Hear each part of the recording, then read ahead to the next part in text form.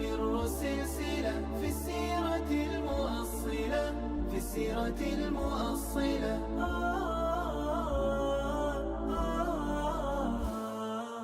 الحمد للہ رب العالمین والصلاة والسلام علی سید المرسلین وعلی آلہ وصحبہ اجمعین۔ غزوات النبی سیریز کے اگلے ایپیسوڈ کے ساتھ حاضر خدمت ہیں۔ پچھلے ایپیسوڈ میں ہم غزوہ احد میں پیش آنے والے واقعات پہ بات کر چکے کہ کس طرح مسلمان ابتدائی طور پہ جو غالب تھے، ایک غلطی کی وجہ سے جو کہ تیر اندازوں نے کی، مسلمانوں کی فتح جو ہے وہ ڈگمگانے لگی اور اس کی صورتحال بدل گئی، اور رسول کریم صلی اللہ علیہ وسلم کو شدید طور پہ زخمی ہونا پڑا، اور اسی طرح مسلمانوں کا جانی طور پہ بہت سا نقصان ہوا۔ اللہ کے نبی صلی اللہ علیہ وسلم اب جب احد کے دامن میں پہنچے تو اس کے بعد اللہ کے نبی صلی اللہ علیہ وسلم نے اثر نو مسلمانوں کو مرتب کرنا شروع کیا، اور جو مسلمان میدان جنگ میں موجود تھے ان کو مسلمان صحابہ جن میں کعب بن مالک، سعد بن معاذ اور عمر بن خطاب، سیدنا علی رضی اللہ تعالیٰ عنہم شامل تھے، انہوں نے آوازیں دے دے کے بلانا شروع کر دیا۔ اللہ تعالیٰ نے اس موقع پہ مسلمانوں پہ سکینت نازل فرمائی۔ سورہ آل عمران میں اس کا اللہ تعالیٰ نے ذکر فرمایا کہ ثم انزل علیکم من بعد الغم امنة نعاسا یغشی طائفة منکم، کہ اس کے بعد ہم نے تمہارے اوپر جو ہے وہ جو غم تھا اس کو ختم کرنے کے لیے غنودگی طاری کر دی، نیند تمہارے اوپر آ گئی، جو تمہارے میں سے ایک گروہ تھا اس پہ، یعنی کہ جو لڑنے والا گروہ تھا۔ تو اس غنودگی کی وجہ سے، نیند آنے کی وجہ سے مسلمانوں پہ ایک سکینت طاری ہوگی، اور جو افراتفری والا ماحول تھا وہ ختم ہو گیا، اور مسلمان جو ہیں وہ دوبارہ سے اپنے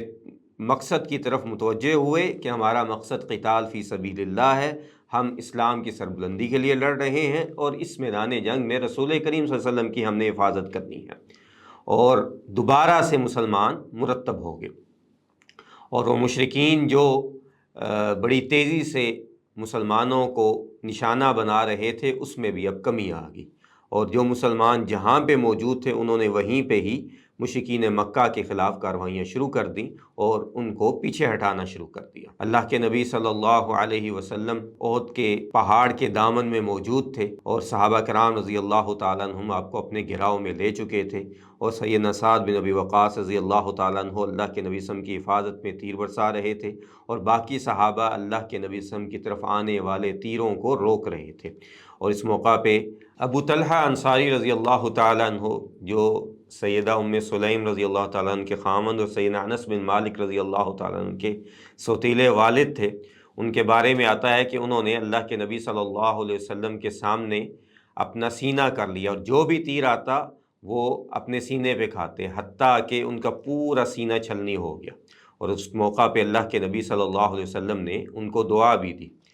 اور اسی طرح سیدنا قتادہ رضی اللہ تعالیٰ عنہ، سیدنا سعد بن ربیع رضی اللہ تعالیٰ عنہ، سیدنا امیر حمزہ کا تذکرہ ہو چکا، اور بھی بہت سے صحابہ کرام رضی اللہ تعالیٰ عنہم نے اپنے بہادری کے جوہر دکھائے اور اللہ کے نبی صلی اللہ علیہ وسلم کی حفاظت کا حق ادا کیا۔ اس موقع پہ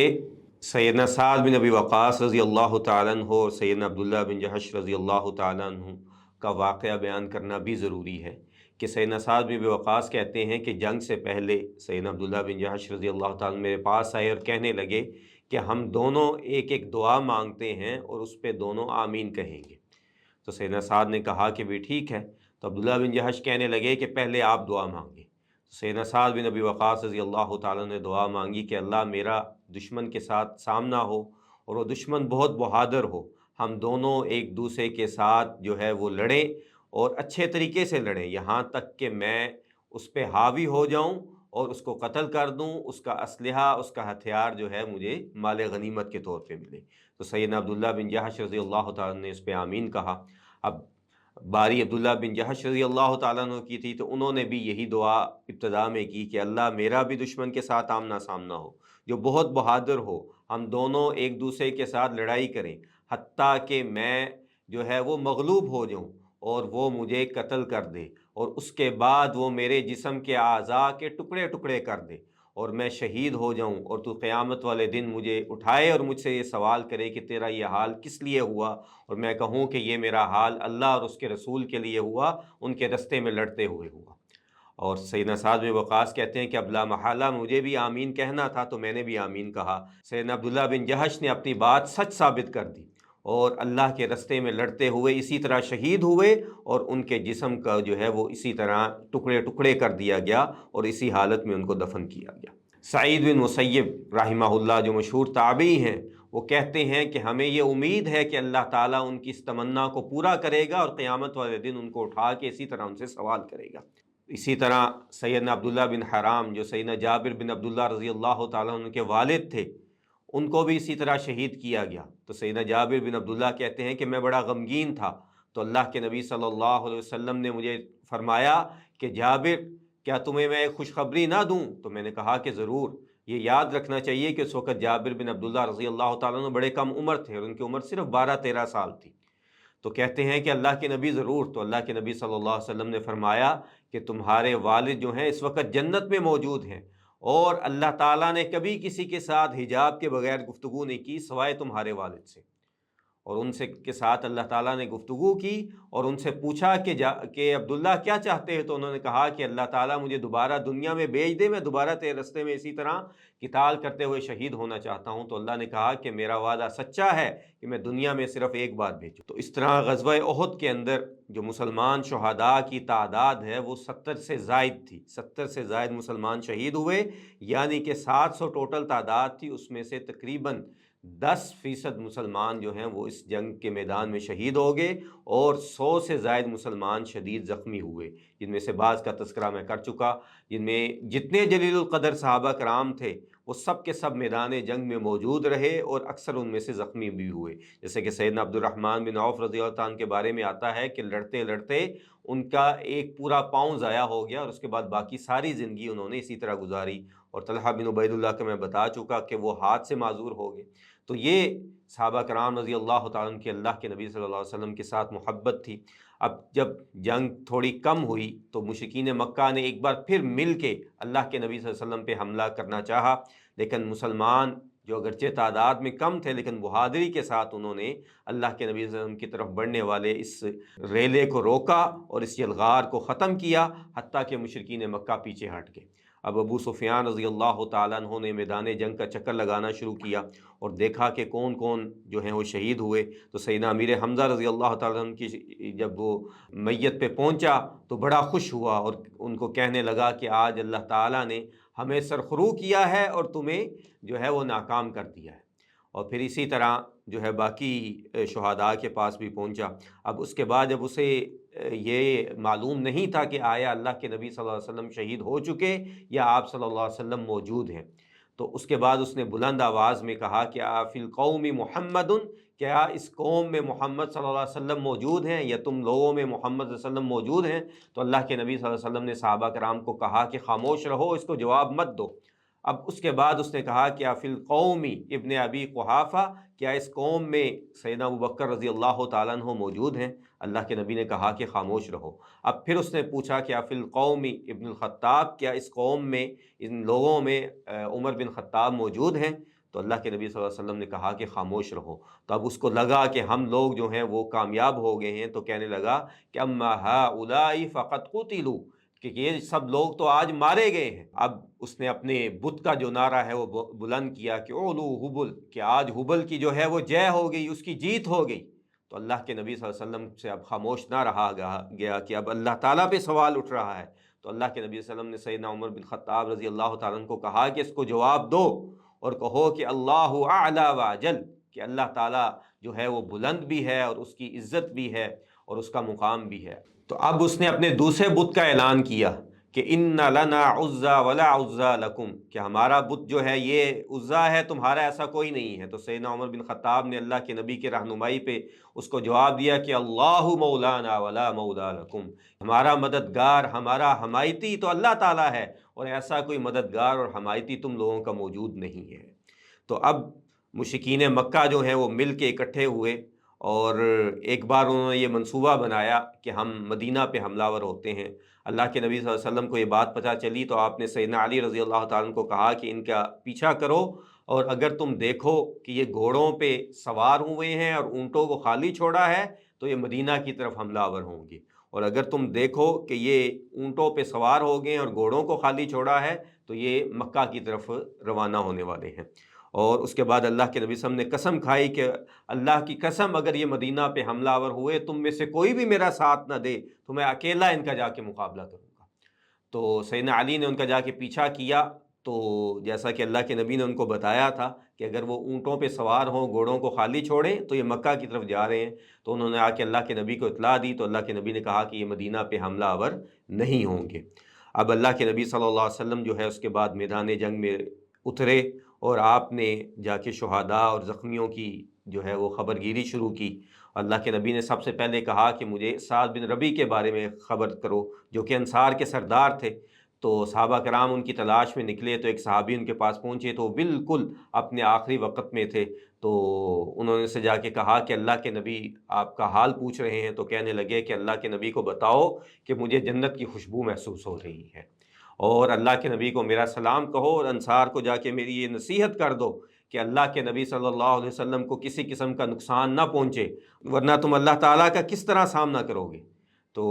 سیدنا سعد بن ربی کا پیغام اللہ کے نبی کو پہنچایا گیا، تو اللہ کے نبی نے کہا کہ اللہ تو اس سے راضی ہو جا کہ کیونکہ میں اس سے راضی ہو چکا ہوں۔ اس کے بعد اللہ کے نبی نے کہا کہ میرے چچا کے بارے میں مجھے خبر کی جائے، تو اللہ کے نبی صلی اللہ علیہ وسلم کو خبر کی گئی۔ آپ ان کی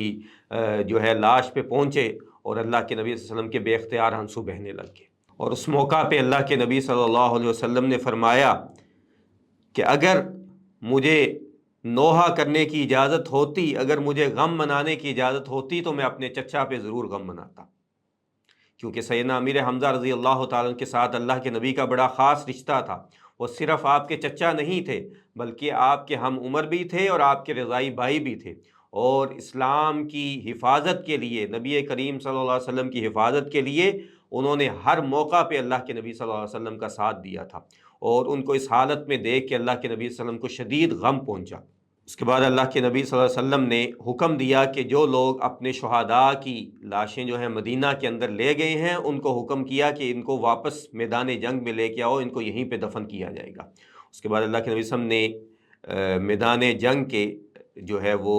احد کے دامن میں شہداء کی جو ہے وہ قبریں کھدوائیں، اور بڑی بڑی قبریں کھدوائیں۔ آپ نے فرمایا کہ قبروں کو کشادہ کر دو، اور ان کے اندر اللہ کے نبی صلی اللہ علیہ وسلم نے 2 3 شہداء کو دفن کیا، اور کہا کہ جو قرآن زیادہ جانتا ہے اس کو پہلے دفن کرو۔ اور کئی صحابہ کرام کے پاس جو ہے وہ کفن کے لیے کپڑا موجود نہیں تھا، اور اللہ کے نبی صلی اللہ علیہ وسلم نے ان کو جتنا آدھا ادھورا جو ان کا لباس موجود تھا اسی میں دفن کیا، اور سیدنا امیر حمزہ رضی اللہ تعالیٰ عنہ کو جو چادر دی گئی اس کے ساتھ جو ہے ان کا پورا جسم ڈھانپا نہیں جا سکتا تھا، تو اللہ کے نبی صلی اللہ علیہ وسلم نے فرمایا کہ ان کے پاؤں پہ گھاس ڈال دو اور سر پہ کپڑا دے دو، اور ان کے ساتھ سیدنا مصعب بن عمیر رضی اللہ تعالیٰ عنہ کو دفن کیا، عمر بن جموح رضی اللہ تعالیٰ عنہ اور عبداللہ بن حرام کو اکٹھا دفن کیا۔ آپ نے فرمایا کہ دونوں دوست تھے، ان دونوں کو قبر میں بھی اکٹھا کر دو۔ اس طرح اللہ کے نبی صلی اللہ علیہ وسلم نے شہداء کو دفن کیا، اور کسی قسم کا اللہ کے نبی نے سوگ نہیں منایا۔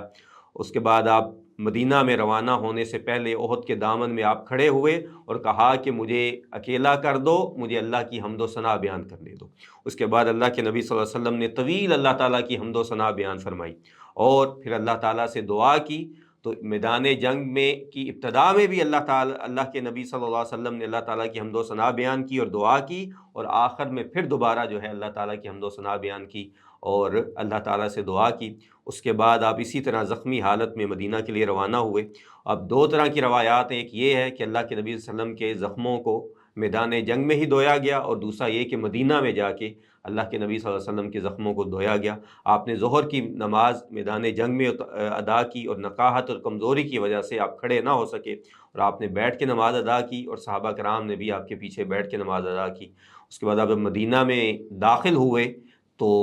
آپ کو سب سے پہلے سیدہ حمنہ بنت جہش رضی اللہ تعالیٰ عنہ ملی۔ تو سیدنا حمنہ کے بھائی عبداللہ بن جہش میدان جنگ میں شہید ہو چکے تھے، ان کے خاوند سیدنا مصعب بن عمیر رضی اللہ تعالیٰ عنہ